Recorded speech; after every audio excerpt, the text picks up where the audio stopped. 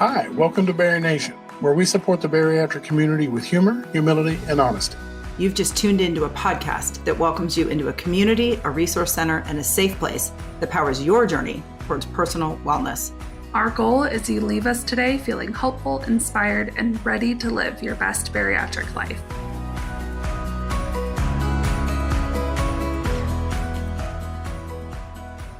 Hey Bari Nation, it's April.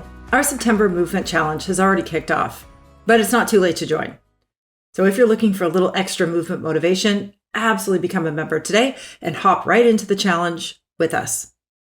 If you're watching or listening to this podcast and it's not September, but you're still looking for some movement motivation, all of the resources that are being made for this challenge are available 24/7 in our on-demand video resource library. So that means that those two amazing 30-day training plans that Rob and his team made are available for you anytime you become a member. So you can tap into the support that you need when and where you need it. Join us today at barination.mn.co. I can't wait to move with you in the nation soon. Well, hello, friends. Welcome to the podcast. Today, we are thrilled to introduce you to a new expert. This is the first time that we have had the opportunity to interview Dr. Renee Rogers, and she is here to help us kind of filter out the noise that we could be hearing about anti-obesity medications, body composition, and resistance training. So before we get any further, Dr. Rogers, will you please introduce yourself to our listeners and friends? Thank you, everyone, for having me. I am so excited to be here today. And for the invite, this has just been, thrilled to be here and to talk to you all. And I'm an exercise physiologist. I am one of those exercise people, full disclosure on the front end. I always say that, but because I've talked to many, folks over the years, I've worked predominantly in the space of exercise for patients with obesity that have not just done it from a lifestyle perspective, but from bariatric, post-bariatric surgery, pre-post, and also anti-obesity medication. So I've done the whole comprehensive view of all of it, but I got here in a really unique way because I was actually a performer and a dancer. I always say career one, and loved it, thought that's what I was going to do with my life, but I actually was someone that struggled with my own body weight. So I was very interested in understanding why, how, what role exercise plays, all of the different pieces of it. And that's how I got into exercise science. And then I realized really quickly, we don't know a lot and there needs to be more work done. And that is where I went forward to do more of my training and specializing in, obesity and cardiometabolic disease and just I found a love for movement through dance and in that light. So I wanted to try to figure out how, from a behavioral standpoint, we can help more people find a connection with physical activity and exercise. And also at the same time, really get to study the cool biological stuff like body composition that you measured. So I like to bring the biobehavioral worlds together and think about things uniquely when possible. So we are so excited to have this conversation with you because movement is one of our pillars in Bari Nation. So we have movement, mindset, metabolic wellness, and community. We know that many bariatric patients struggle with movement before and after surgery. I know myself, and I think Jason and Natalie as well, treated movement as a form of punishment. When we ate something or we did something, we'd have to move it off or work it out at the gym. So really finding our movement stride has been challenging. And we can't open our news feeds without seeing something about anti-obesity medication, body composition, resistance training, right? Like maintaining muscle mass. It is every article everywhere that we look. So today we're really excited to talk with you because we know you're going to really help us clear away the noise. You're going to help us understand why resistance training is important before and after bariatric surgery. If we're on an anti-obesity medication, why really resistance training is important. And what is the science saying? What do we really need to do as pre or post-op bariatric patients to ensure we kind of live our best, healthiest bariatric life? Yeah, that's awesome. There's so much there. There's so much to talk about, but you are right. I think describing it as noise is just such a good way to put it because there is a lot. And the big question is, why is there a lot? Why is this all of a sudden, a really important space in place. And the reality is it's been an important space in place for a long time. And it's to your point earlier about how exercise has been framed for many of us in our lives. I mean, I can tell you I'm an exercise physiologist, but you don't see me on a piece of cardio equipment often because I don't like that. And that's okay. And I think for many of us, it's when we've thought about exercise or the whole, let's face it, the whole weight loss industry has been very focused on exercise looking and feeling a certain way, or making us feel like if we're not doing X, we're not getting a benefit. If we're, if it doesn't look and feel this way, for a long time, it was like, no pain, no gain. You got to sweat, thank you, The Biggest Loser, for all of that crap, that you've done to us in this thinking. It sets this tone and this precedence. And I think so many of us feel like if we're not doing something, we're not doing enough. And then you start to question, is this really worth it? What is it really doing for me? And it becomes very complicated, right? In that sense. Well, and it's amazing that you put it that way, because there are so many people that have that, I got to go slog on the treadmill for 30 minutes or an hour, or I didn't do a workout.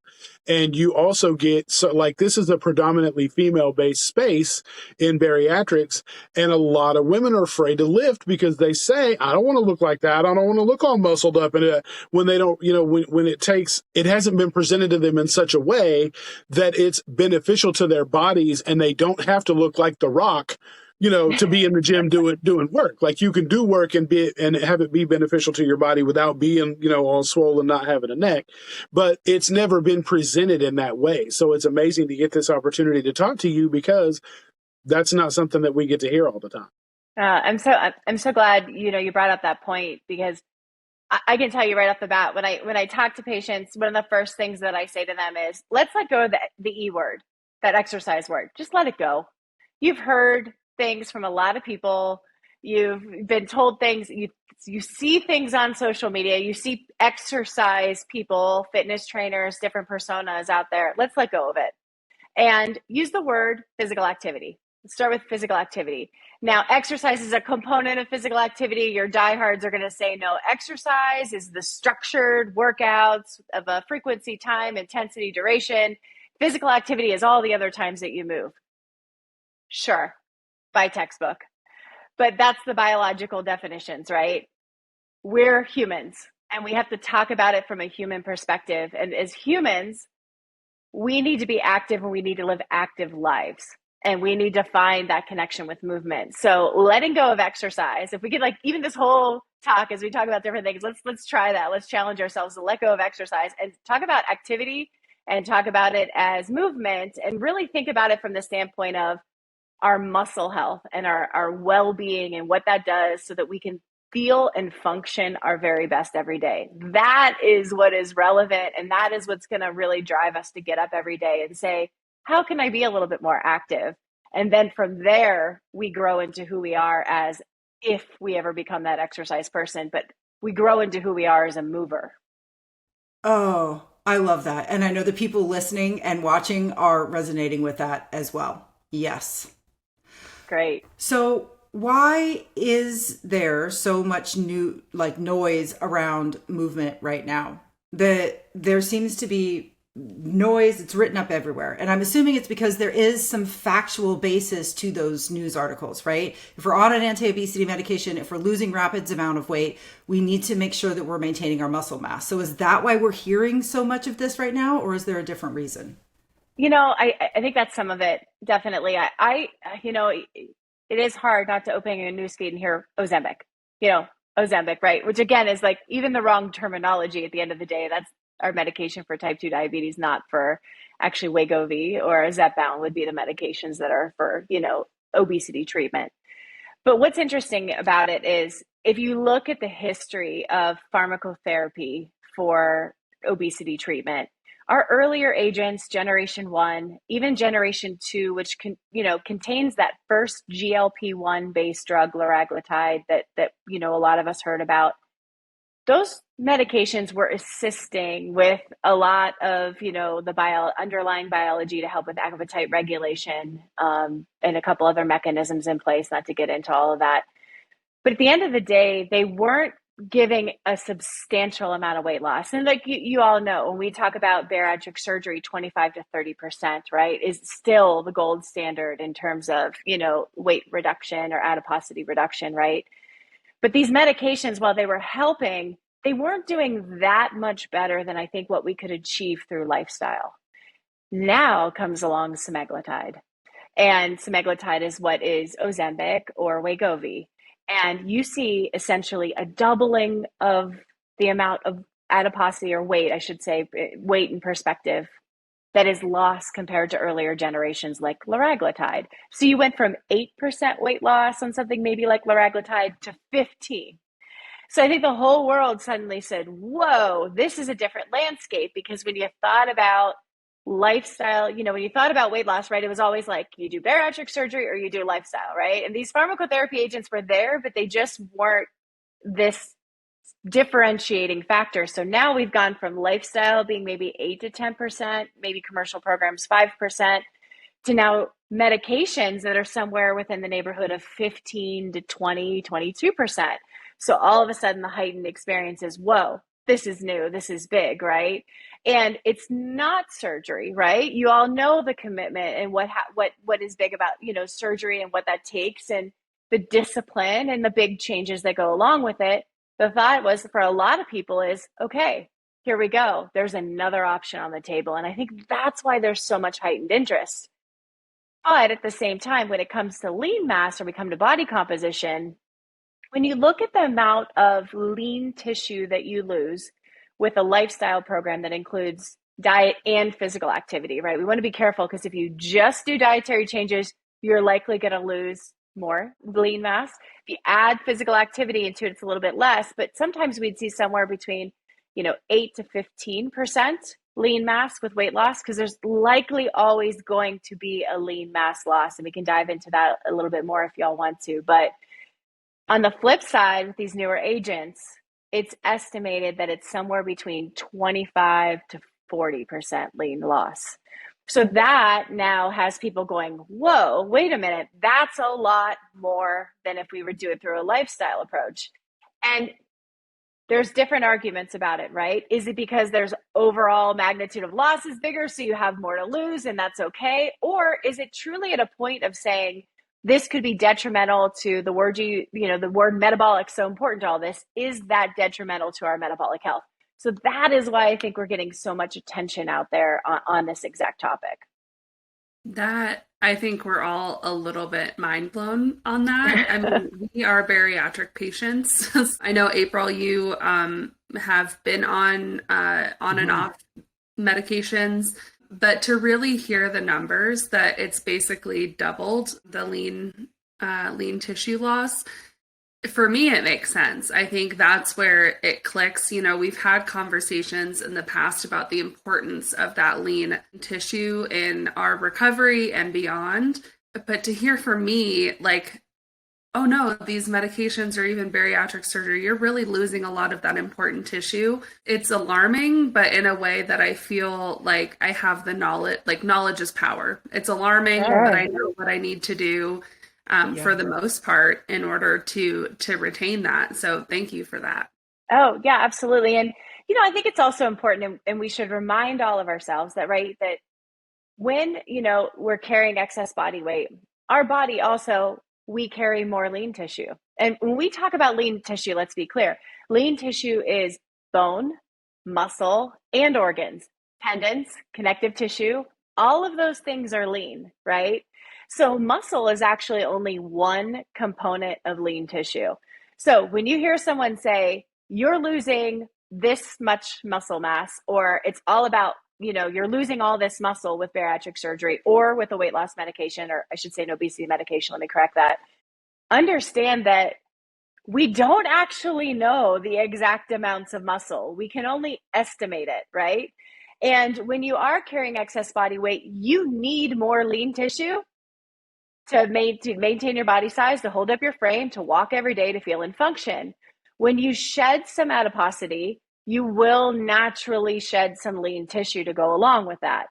That is to be expected. Now, there's always a chance of there being too much loss from metabolic health. I'll say that over and over and over again.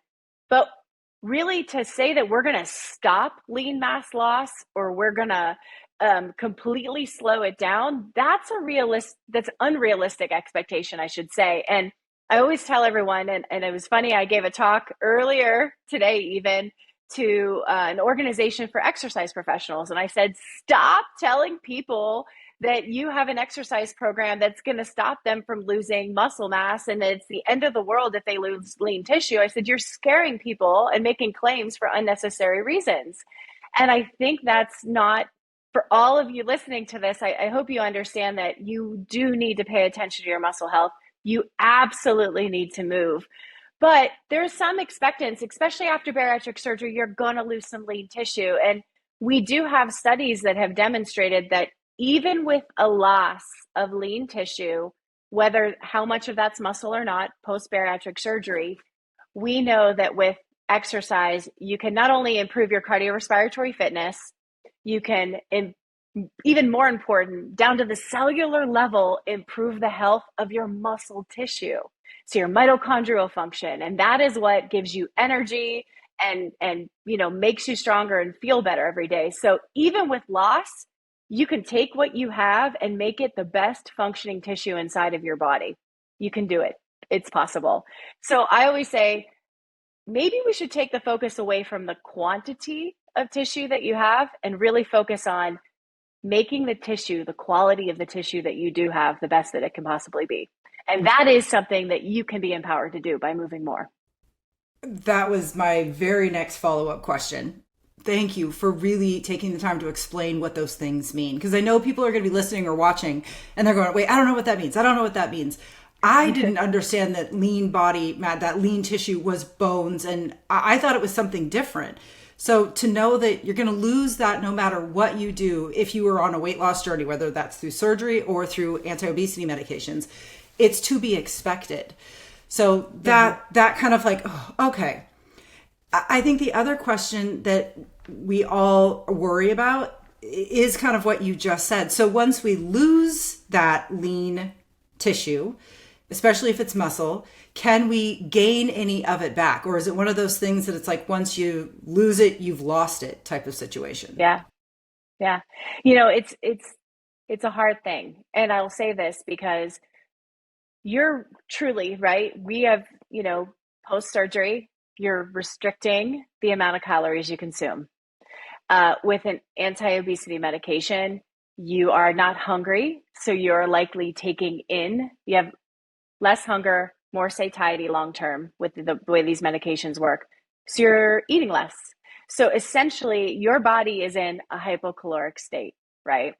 And when we're in a hypocaloric state, it is harder to build tissue. It is. It naturally is. So because it does require calories, and we have to understand that when our body's in a hypocaloric state, the first thing our bodies that truly try to protect us, they mean well, but they don't always serve us the best way we'd like them to. We all know that too well, right? But the first thing that they do is any energy that you're putting into your body, they're using it in return for energy to help your body function, right? Your metabolic functions, your organs, your tissues, you need to function. So what you are putting into your body is being used in a way to keep you functioning. It's not going to be used necessarily to help you build muscle, right? That's why you always hear about, if you put it in perspective, like you'll hear about exercise folks that are not doing body weight reduction, trying to eat more or putting additional protein into their bodies, excess, because there needs to be that extra energy, not just to get through your everyday life, not just to get through your workout, but have enough of what you need to build the body metabolically and build tissue. Building tissue isn't always easy, and it's not a perfect science. There's a lot of variability in all of us. So I think the idea of building it back can be tough. There is some evidence potentially that it can be done. But for me to say, okay, everyone, the perfect prescription is to do this and to do this and to eat this way and do that, the likelihood that it works for everyone would be very low. And the likelihood that it would be realistic is very low. So it was something that you'd actually enjoy your life and want to do, the volumes and the different kinds of things that you need. And I think that's really important for all of us. But I think it comes back again to that idea of the quality that you have. Now, it is critically important, as you all know, post-bariatric surgery, to continue to take the vitamins, to continue to focus on your protein intake. That is important for every human being out there, is to focus on their protein intake. But I know, especially in the state of anti-obesity medications, a lot of patients experience side effects, nausea, GI related side effects with that. And I think you all know very well, when you're not feeling good, sometimes the last thing that you want to eat is protein, right? You're thinking about like bread, carbs, right? Those kinds of things. Those are our comfort foods when we're not feeling good, or bland, right? So it can be a double-edged sword in the sense that it's great on some of these medications to have that appetite reduction, right? But if you're not taking in enough of the good things, that can actually hurt you in terms of that idea of building things up. Same thing applies post-bariatric surgery. You got to be taking the vitamins. You got to be taking in the protein, hydration, all of those things that I know you all have heard over and over again. Look at the water bottles. We all have our, all right, look at us. We all have them, but the across the board remains so critically important. And it isn't just a short-term thing, right? It is something that is a consistent, it has to become a new value, unfortunately, to think about it in that light, but it does really need to become a part of that consistent background. Because if you want to maintain, maybe, I'll say maybe, we just don't have the studies to say that you can, but if we want to work towards that, we have to put the right stuff in our body as well. Well, it's amazing that you set the expectation for people, though, because there are so many people that will run themselves into a wall trying to get something back someone told them that they could, with an unrealistic expectation of just setting a goal for themselves that they aren't going to be able to master. And It's so important for people to understand how to go about a program that works for you, that is going to make you happy, that's going to create the consistency needed to be able to continue going. And so many people out there, we preach this to people all the time. It's okay to start something and not like it and look for something else. Everybody's program is not going to be your program. You've got to find something that works for you, that's going to keep you going. And you put that in an amazing way. I think everybody's really going to understand and relate to.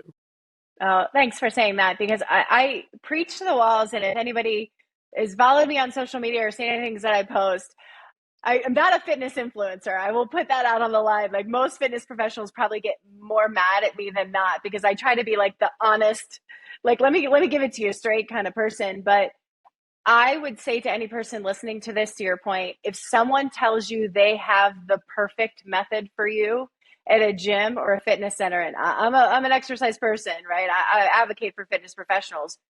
I want you to run as fast away from them as you can, even if you don't like running, because the reality is you should be treated in an individual way. So if you make the decision to go to a fitness facility and work with a trainer, their focus should be on you and where you are at and what steps you need to take. Not, here's the program, here's what it's going to look like, get through it, push through it, run away from that. It is person-centered, human-centered, not method-centered. So all your posts on social media you see about GLP-1 programs or obesity programs or weight loss programs, let's step back. We're not there on the research yet. The end of the day, it's about you. This is you and your body, and you need to feel good in what you're doing. I wish we could just have that on a loop for the people that are way in the back or watching on the sidelines. At this year's ASMBS conference, I attended 2 or 3 seminars and talks that were really specific on this program. And one of the most profound takeaways that I had from that is really what you were talking about.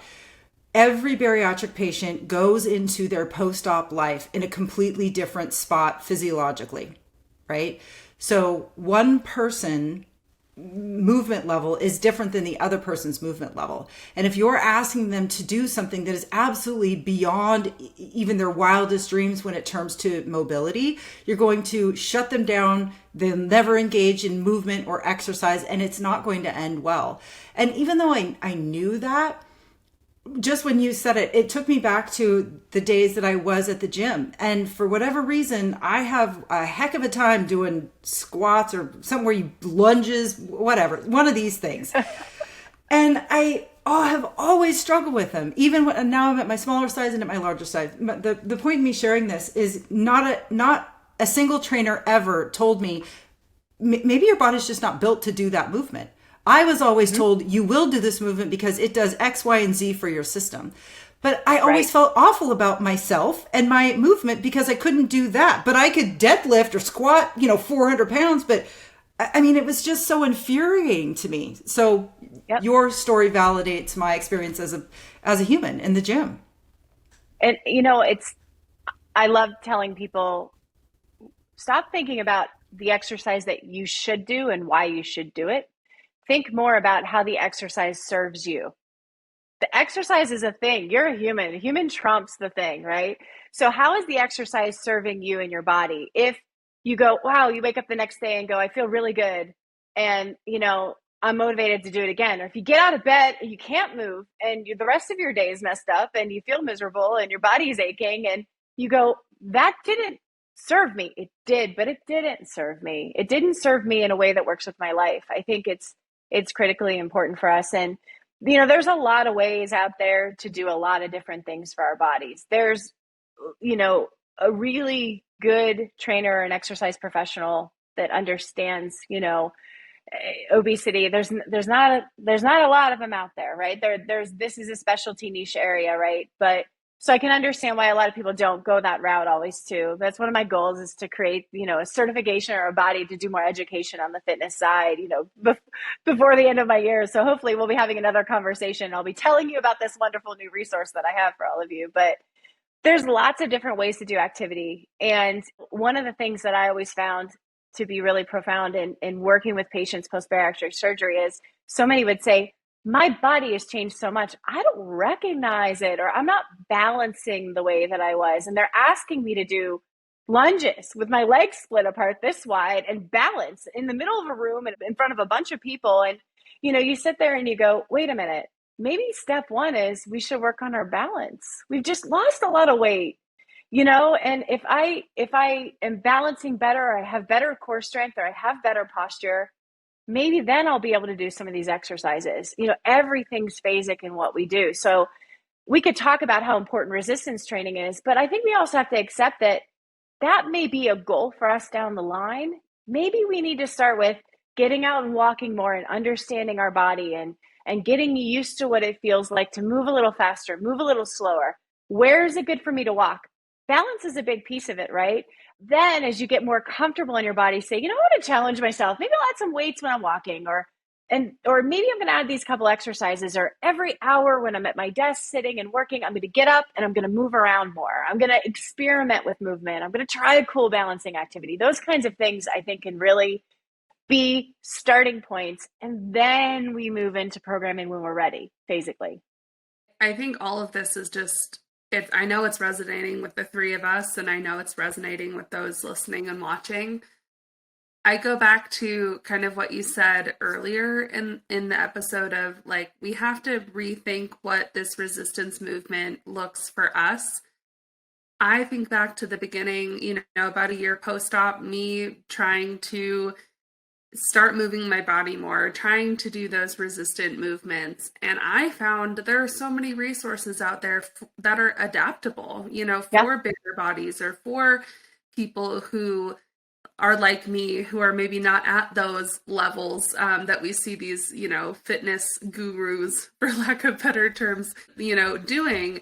Lunges don't work for me either. I have balance issues. I have a chronic illness. There are things that my body is not able to do right now. And finding these adaptable ways to move our bodies, like you said, to get used to how our bodies move now, that's like the biggest part of it. And then once we kind of get familiar, then we can move on to the lunges and the squats and all of the crazy stuff. But yeah, I mean, I think that's really refreshing to hear. And I have a lot of people that when they come to me and say, I want to start resistance training, I think I'm ready. What should I do? And, you can say, okay, I always say, are you a gym person? Let's be clear. Do you want to be there or do you not? And if people say they don't, I say, start in a chair. That's my number one recommendation. Because when you do go to a gym and you get on a resistance training machine, the resistance training machine puts you in the right position. And that's actually a really positive thing. And while functional training and these group classes and the Orange Theories and all the things that are out there are really, really great and motivating for some people, they do require you to have some kinesthetic awareness or understanding of your body in space and how your body moves and balance needs to do those body weight exercises, even though they're quite effective, right? Sometimes getting on machines is a really great place for you to find a position, be in a safe position, and get started that way. But if you don't, if that's not the right space for you, do not be ashamed. Do not be upset. The gym does not serve you. Your home can be a great place. And there are, like you said, lots of videos out there. Start in a chair. A chair is a great way to support yourself. Start to feel what it's like to control one part of your body in one space and place. Start with a couple water bottles in your fridge at home before you buy some weights. Grab a cheap band off of Amazon, a TheraBand, resistance band, and start with those kinds of things and just explore those movements to find that comfort, like you said. It is absolutely possible. And then when you're ready, the sky's the limit. And there's something beautiful about being in your home, right? You do that lunge and you tumble over or you need to hold on to the wall. No one's there to judge you but yourself or your couch if you really care about how your couch feels. Okay. This is, I think, the question that this whole conversation has been building to. You said something very powerful, right? How is this movement serving me? How is this serving my body? So I'd like to give you two scenarios. And if you can, maybe just give us your recommendations for that. So if you are listening or you're watching this podcast and you are like Jason, Natalie, and I, you're a couple years post-op, you're 1 year post-op, you are further down your post-op journey, and resistance training, resistance movement has not been something that you have been doing, and you're feeling bad about it because now after listening, you're like, oh, I've probably really lost some lean tissue. Where do I start? Where do I start to maintain that, what I have? No, that's great. So, and let me say something reassuring to you. We know that as of the age of 30 to 40, all humans start to lose the trajectory of muscle mass. We believe it's muscle mass, lean tissue. So it's happening to everyone. You've had a surgery that has changed that paradigm in your body, but it is happening to everyone. But the good news is, from the aging literature, what we understand is it's never too late. And always remind yourself that it's never too late to improve the quality of what you do have. And sometimes having less and it being better quality is more important than having a ton of it, right? That's low quality. So it's never too late. First and foremost, tell yourself that every day. Don't ever be ashamed of patterns or habits that you haven't done. There's always something that you can still do. As a starting point, our physical activity guidelines for Americans, and this is based upon a lot of data that's out there, right, of looking at studies, recommends at minimum that we should attempt to do something at least 2 days a week for a resistance training standpoint. Now, I will tell you that I don't like to tell anyone to throw all your eggs into one exercise basket for some of the things that we've already discussed, because again, that exercise might not serve you or you might not be ready. And all of a sudden you start saying, oh, I'm supposed to do 150 minutes a week and 30 minutes, 5 days of cardio, and then 2 days of resistance. And then what about this? And what about that? Step back and like we talked about already, think about what your body kind of needs to get started. But if you're ready specifically, as you said, to get into that resistance training space, I would commit to saying, can I start with 2 days? And forget about the time duration on it. Just say, I'm going to start with 2 days and spread those days out so you have lots of recovery between it. Let's try not to do back-to-back days because your muscles might be a little sore, right? And just get started with some body movements. Now, the muscles of our lower body are bigger. Those are what really keep us up on our feet from a day-to-day basis. The muscles of our back and our postural muscles and our core muscles as well. Those are really important. The muscles of our arms are smaller. We can work on all those things. If you can do a total body workout, that's great. But if you just want to get started, pick one exercise. Just one. Start with one, learn about it, break it down, explore your body, Stand by a wall when you do it. If you're doing a body weight exercise for balance, don't be ashamed to put your hand on the wall, hold on to a chair. Never be ashamed of that. Make sure your chair doesn't have wheels on it, though. I tell people that all the time. You wouldn't be surprised how many times I've been told, thanks for telling me to use a chair. It had wheels on it. Not good. But in the truth of the matter, right, is start with one, master one. Then the next day you come back, do that one again and feel good about it and explore it. And if it means that you do that one exercise twice a week for an entire month, you just won. You did it. You've made a first step. The idea of having to do a total body workout right off the bat, I think is if you're very new to it, I think it's daunting. Now, if you're someone that was an athlete before, you've had previous experiences and you feel more comfortable with the exercises and you know it, by all means, feel free to get right into it. But I will caution you, your body is different. It has changed. It's gone from when you were in your athletic phase, you were different. You were likely younger. You were training. You were very structured. Your body changed. You made a decision to have surgery. Your body has changed again, right? So there's been changes. So cut yourself some slack. You're not going to be back at the level where you started, and that's okay too. There was so much in that segment that is going to give a lot of people hope. That was really what we were hoping people would leave this conversation with, because I think as bariatric patients, we want to do everything right. We want to follow the rules. We don't want to mess things up, right? But then we hear all of these other things, all these other nuggets, and everything is coming at us at 100 miles an hour. And we almost get to this point of like analysis paralysis.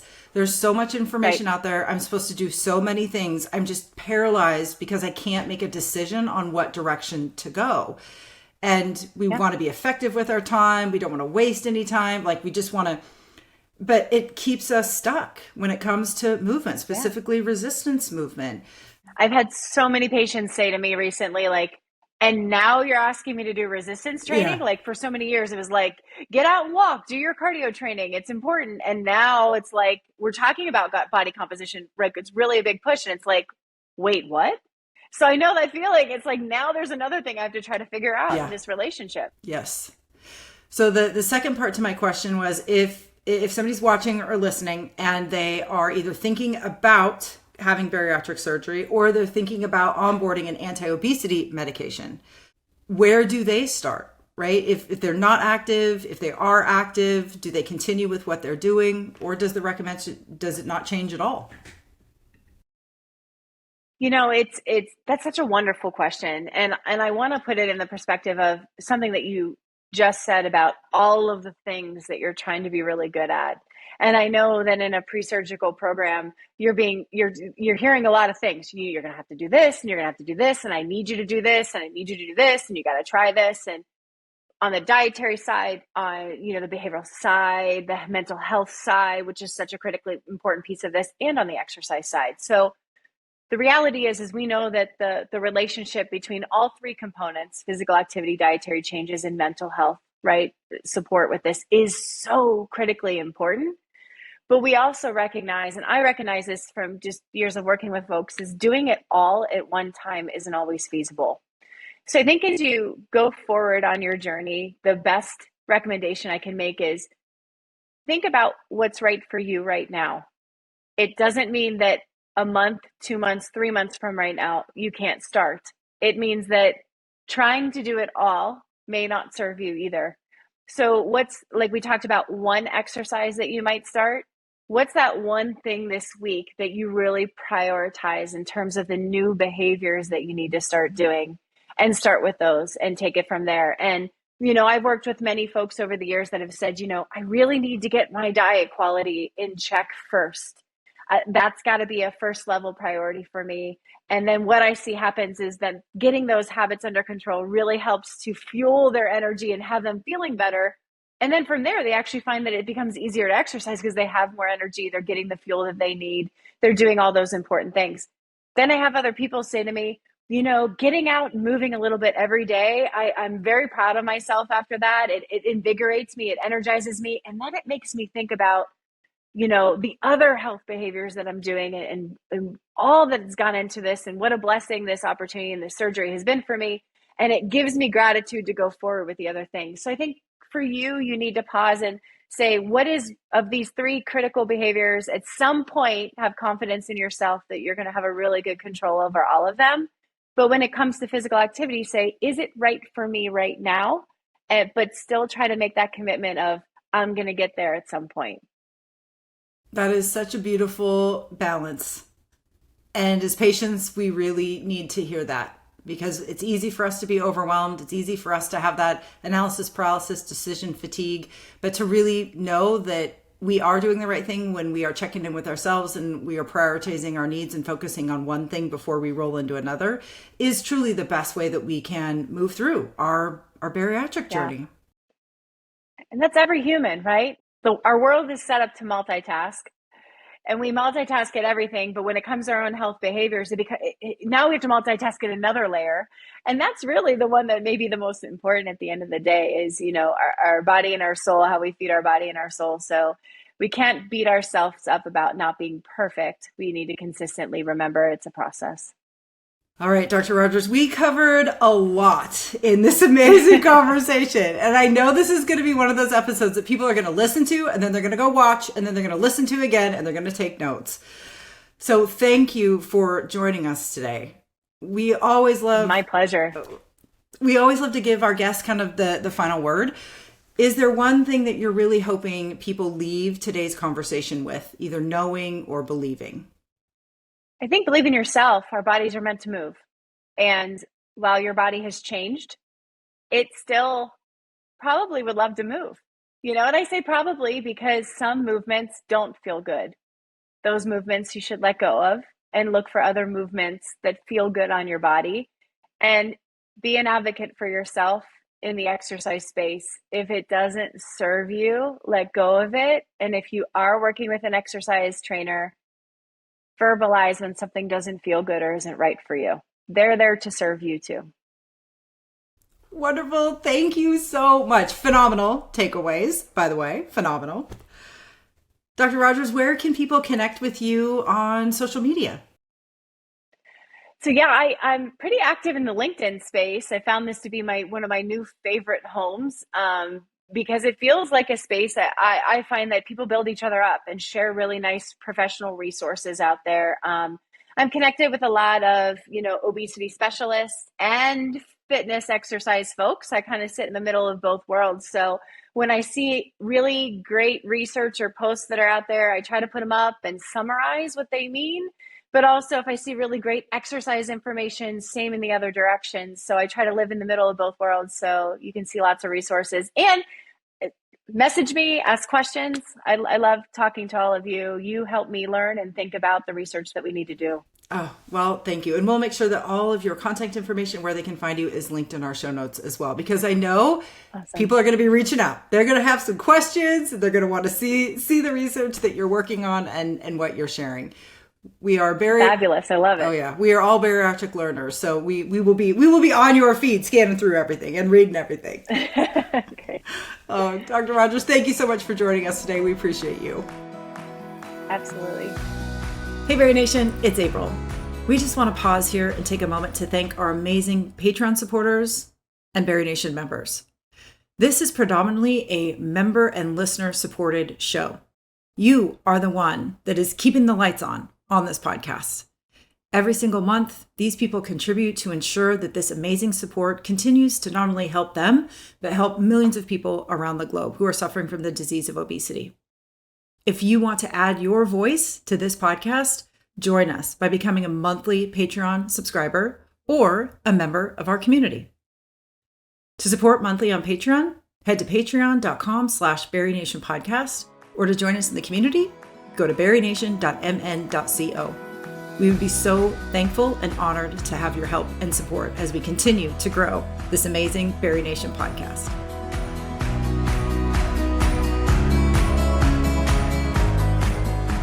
That wraps up another empowering episode of the Bari Nation podcast.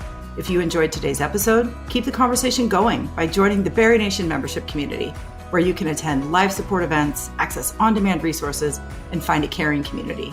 Join us at barination.mn.co. If you found this podcast valuable, help us produce it by becoming a $5 monthly supporter at berrynationpodcast.com. And just remember, at the end of the day, you've got this, we've got you, and we'll see you next time. Bye, everybody.